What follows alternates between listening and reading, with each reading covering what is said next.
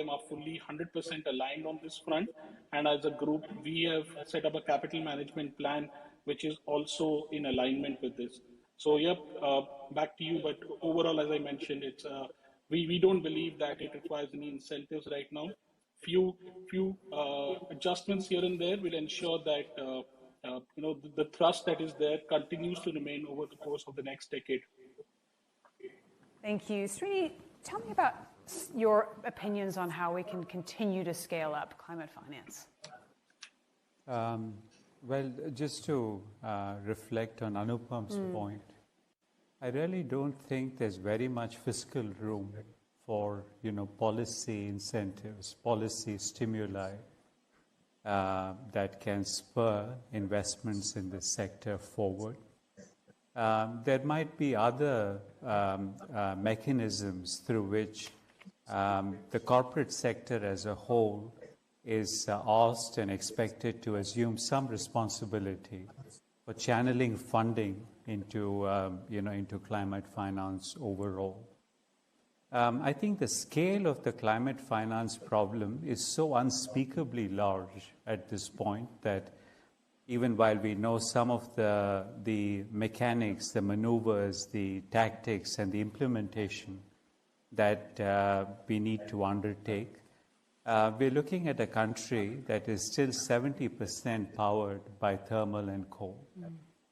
And wind and solar, in accumulation and after many multiple years of effort, are roughly 4% apiece, and 80% comes from a collage of oil and hydrogen and other sources.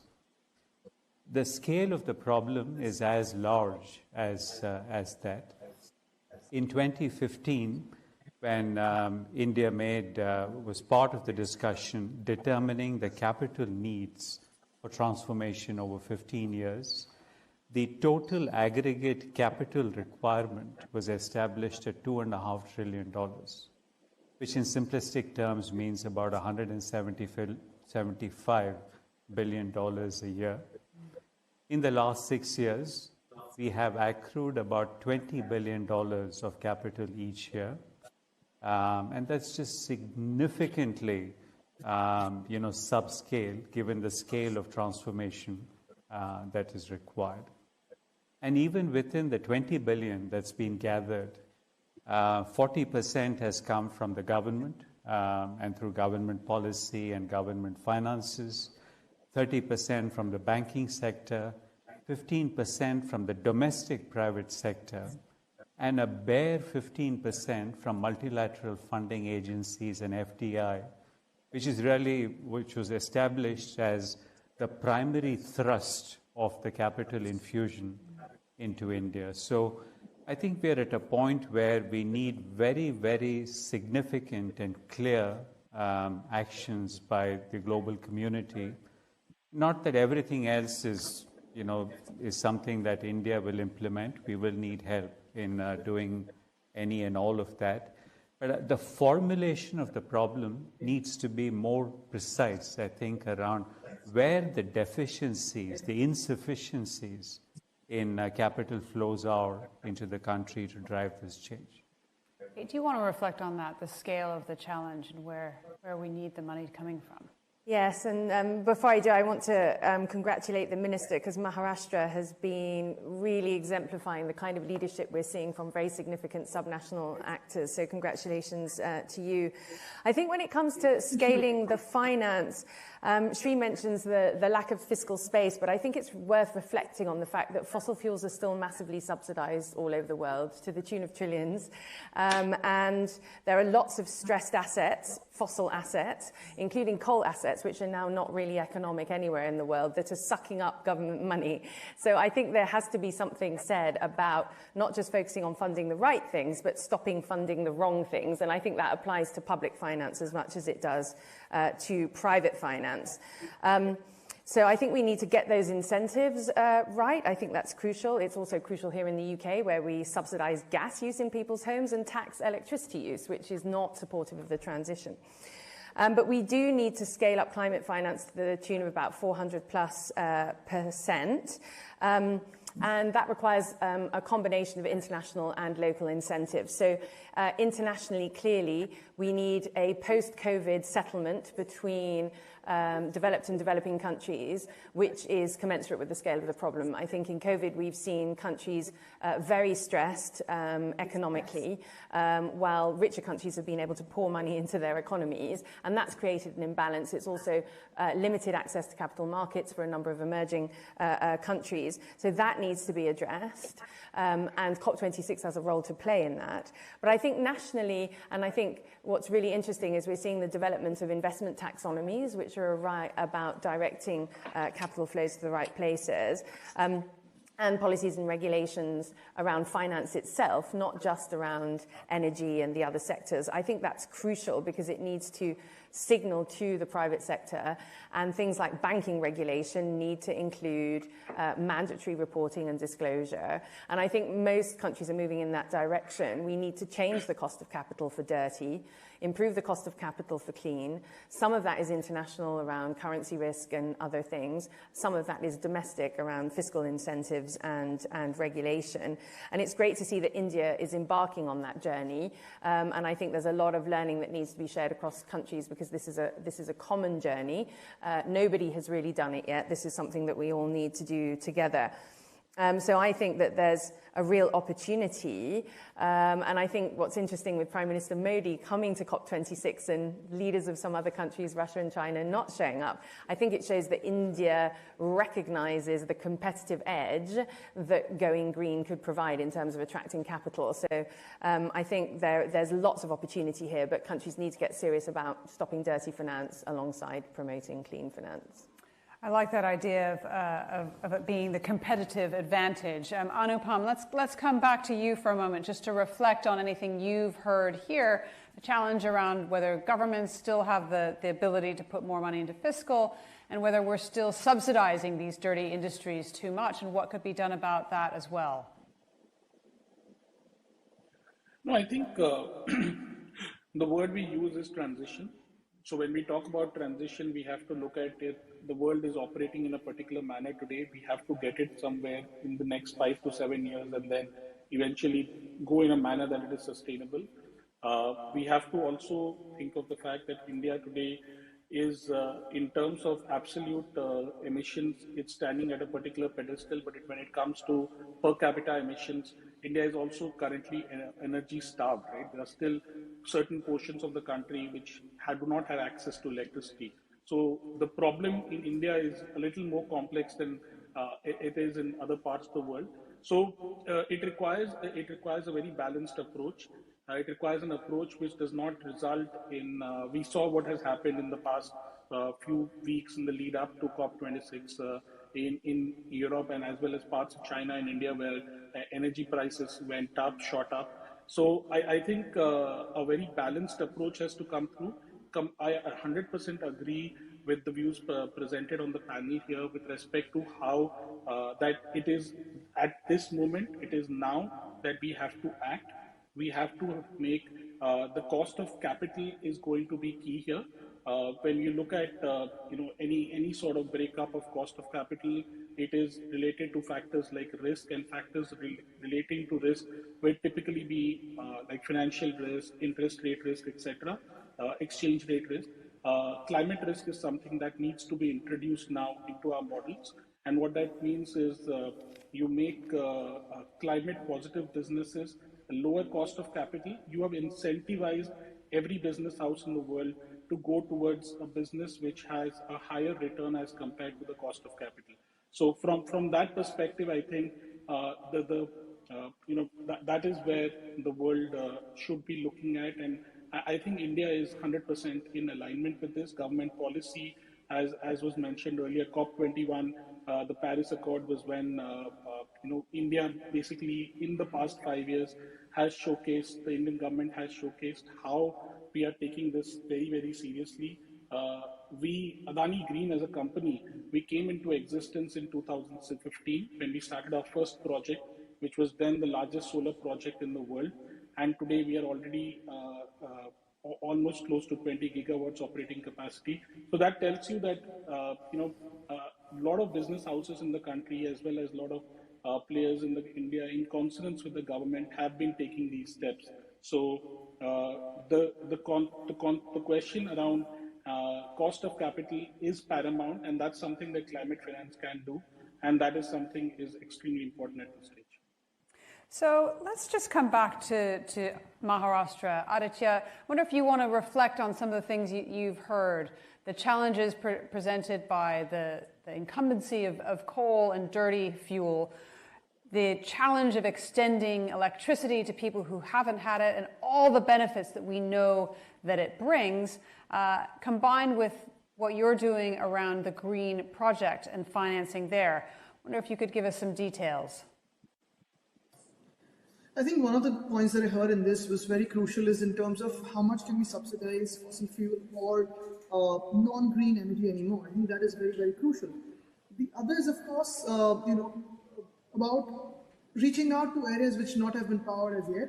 The opportunity lies really here, because if we can reach out with green energy to start off with, that is something that can be a huge stride for India. Because to be very honest, India is, of course, you've got a plethora of issues and you've got multiple opportunities in a country like India, because of course a huge population of 1.3 billion people, if we start moving towards a green world, the impact on the world by Indians could be huge.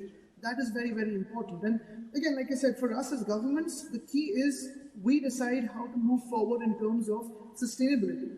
Now for Maharashtra, we've got 43 cities really signing up to the Race to Zero. That's 65 million people. That's almost equal to the population of France. Now think of it. Now if one state like Maharashtra with half its population that is equal to the size of France or the population of France moves towards Race to Zero, and in a country where urbanization is happening rapidly, we need to define what urbanization is. We need to define if urbanization is simply concrete roads and glass buildings and better homes, or do we have better standards of solid waste management, sewage water treatment plants, green energy, renewable energy. We also have electric mobility, 15-minute cities of walkability, pedestrianization, urban forests. If we can create an ideation on what urbanization really means for India, if we can create a whole plan of what the next 50 years for India would mean in terms of reaching out to the population that's not got access to development, yet gets access to sustainable development as a whole new triangle altogether, I think that for us could mean that is green development, and that is where really we see the future in. Thank you. Kate, let's come back to you, what you've heard from the folks here today, and just reflecting on the projects the foundation is involved in, and where you can see the big step changes to convince people to make the changes that we have to make in terms of the finance necessary. Yeah, I mean, I think a very important point has been made about social justice. We have to recognize that those with the most resources shoulder most of the burden, and indeed providing clean energy access to the hundreds of millions of people who currently don't have it has to be mission critical. And whether you're in a richer nation or a poorer nation, those issues of social justice are in fact the rate limiter for policy ambition. In the UK, the transition in people's homes will depend upon providing significant social protection alongside support for capital expenditure. So we have to recognize the social dimension of this domestically and internationally. And I think finance will flow with the right enabling environment. The world is not short of capital. The world is short of bankable projects and scalable infrastructure opportunities, which will transition in a transformative way. If we just keep going on incrementally, we will lose the 1.5 window, we will lose the 2-degree window, and that will have the worst impacts on the poorest. So I think in terms of finance, making sure that we're thinking about where are the investable propositions, what are the right incentives, what are the barriers. A lot of those barriers are political economy barriers, but a lot of those barriers are in regulation and in including financial regulation. So we give us some examples there. In terms of barriers, Yeah, so for example, there's a lot of conversation at the moment around the role that corporates should play. And obviously there's climate regulation at the sectoral level, but should businesses be regulated to have mandatory 5-year plans that sort of mirror the 5-year plans that countries have been asked to deliver under Paris? And we've been pushing very hard for something called Say on Climate, which asks companies to develop plans. We've had about 3% of listed companies globally signing up for science-based targets, but only 1% actually have plans to follow that up. So a lot of companies are saying, yes, we're moving in that direction, but if you look at their capital expenditure, or indeed how their CEO is remunerated, or indeed how they're lobbying, it doesn't add up. So we need to make sure that near-term action is consistent with that long-term ambition. And it's not to discredit companies for signing up, but they need to act on it. So without the alignment between the long and the short term, we're not going to get there.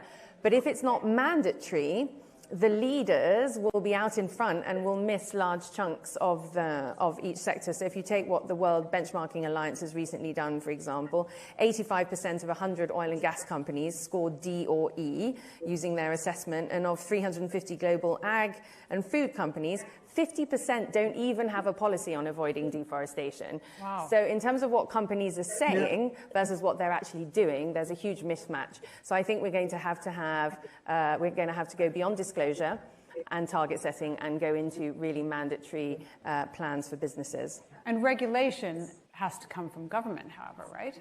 That's right. That's right. And of course, it's a chicken and egg in the sense that governments are fearful of regulating unless businesses ask for it. And businesses won't move unless governments provide the right enabling environment. So we have to be able to break through that problem, and we need stronger partnership with business and government working with the leaders in each sector to identify what's possible. We've already got 57 Indian companies with science-based targets, and 24 Indian companies have made pledges on carbon neutrality. So what we need now is for those companies to think about how they develop plans, and as they do that, they will identify what are the barriers in terms of moving capital or moving technology from the lab into the market, and they'll be able to have a great dialogue with government about the kind of enabling environment they need. We need to unlock those conversations, very, very specific conversations around unleashing very specific parts of the transformation. At the moment, it's too high level, it's too long term. It needs to be near term, and it needs to be specific. So it sounds like businesses aren't necessarily taking the scale of the challenge enough, Srini. I think it's a mixed bag, Edie. So clearly there are some large companies. One is represented here. Large companies are taking this on seriously. There's been significant capital allocation into this space. There's also been a coalition of corporates that's been trying to act in this space. The scale of the problem, the asymmetry of the problem, doesn't lend itself to insular or even, sort of partially combined initiatives in the corporate sector to be able to resolve. The scale of the problem is of such immensity that I think it's going to take a lot more than just some good citizens, good corporate citizens, to be able to make the change. So tell me what you would like to see coming from COP26 in terms of some strong leadership or some incentives from government towards business. Yeah, so one is just the recognition that all of us are coming off COVID and all fiscal balance sheets are strained, not just India, but globally so.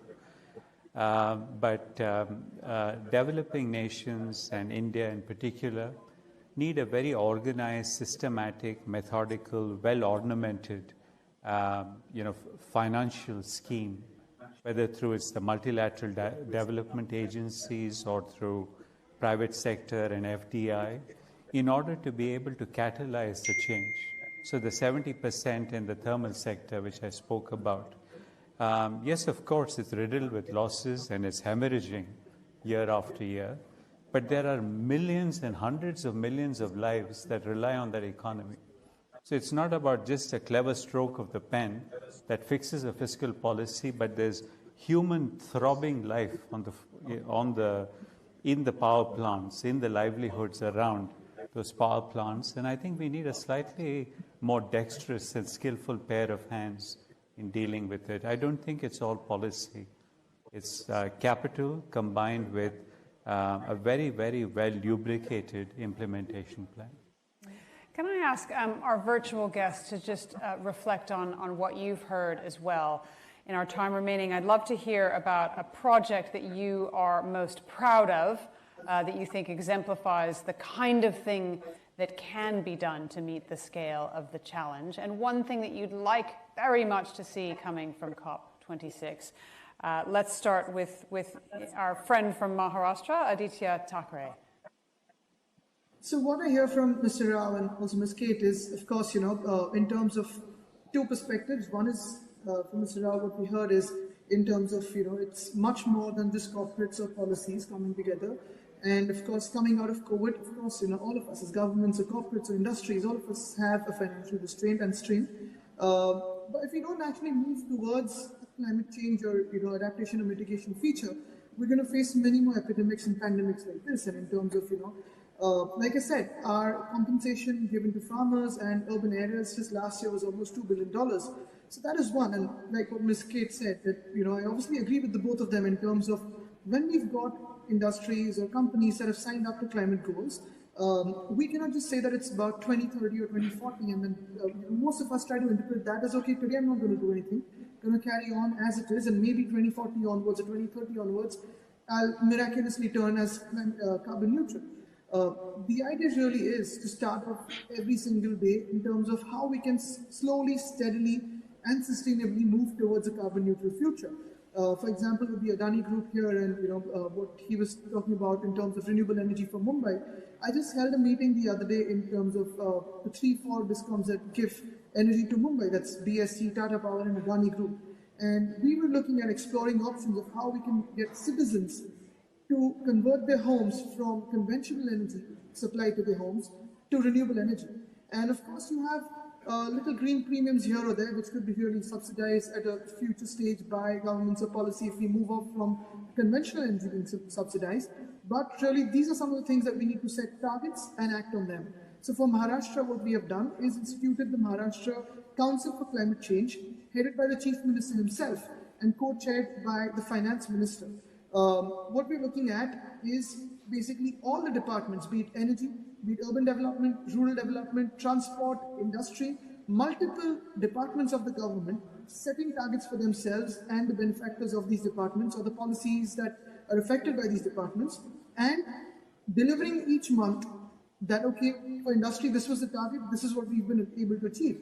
For forest, this was the target, this is what we've been able to achieve. For example, just in 1 year last year, we've got 9,800 hectares of wetlands coming under the official protection of the Indian Forest Act.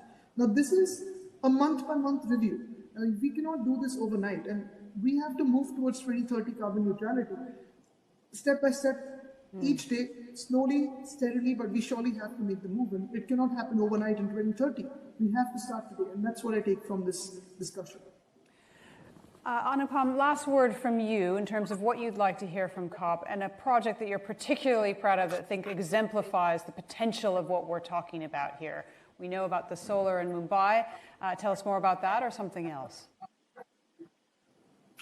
No, so I think I'll just pick up on the example that Aaditya mentioned.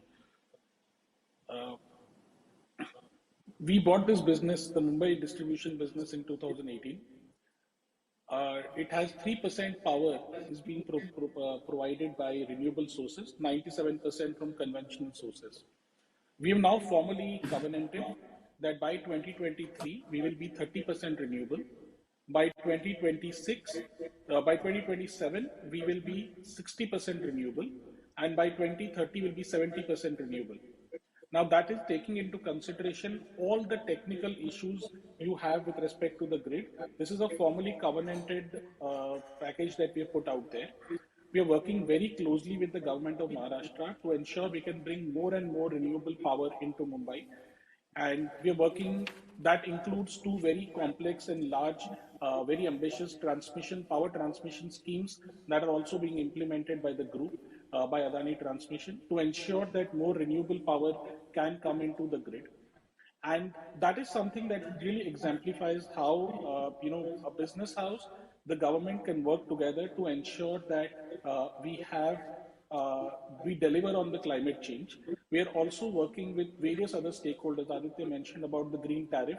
I think this is an exceptional and very good example of how, at the end of the day, climate change will only be successful. I mean, we'll be able to bring about this change if each and every individual, each and every citizen of the country, of the world, agrees that I have to reduce my carbon footprint.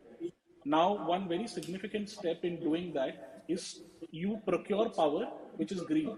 You pay a higher tariff for that today. So today the government of Maharashtra has come out with a scheme that with 6% higher tariff, you can get 100% green power. We, as one of the DISCOMs who are supplying power in Mumbai, have gone out and marketed this scheme. We are working with the various businesses. We're working with actually high net worth individuals and a lot of consumers in the city of Mumbai to do it. I think this is an example that can be done not only in Mumbai, but all other parts of the country, all other cities. We can start with the tier 1 cities and moving into tier 2, tier 3, tier 4. And then this is something that can serve as a micro example of how this change can be brought about across the world. So it's not really driven by, it's actually driven eventually by the individuals and the consumers of power in a country. And that's very important, and that's probably the example which I would leave this panel with. If a lot of other players can also continue to do that, we will see that this solution is not that far away. Thank you. Srini and Kate, I'm going to give you a minute each to tell me about a project you have been involved with or you've seen that you think could be scaled up quickly. Speaking of the sector that I come from, the services sector, which is not the most emitting sector, as we all know, and you'll see this in the technology sector more broadly, we are looking to re-electrify our buildings, and we have many millions of square feet, as you'll expect, with our citizenry in India and in some other countries. It's a small initiative, but the awareness that we're able to raise with an initiative like that amongst our people, amongst society, amongst the extended family has been huge. So that's our little project for the year that's ahead. Thank you. Kate, what about you? What project would you point to? Well, I'm going to deliberately not answer your question and say something about COP, if that's okay. I see so much exciting action happening in India, and if the Indian government could come forward and reflect that action in their international commitments, that would renew its Paris commitment in a way that reflected existing policies and actions, but it would really demonstrate Indian leadership, because I know that the policies and measures that are being implemented in India today are actually much more ambitious than what they have committed to internationally. And if India were to step forward and just reflect what it's doing in its international commitments, that would put India in a real leadership position amongst the G20 countries. And I think there are a number of G20 countries that would look at India and say, wow, we really need to step up, including the US and China. Thank you, Kate. Strong message there from our panelists. Thank you so much for joining me here on stage in London, Kate, Srini, and also to my virtual guests as well. Thank you very much to Anupam, as well as our Minister.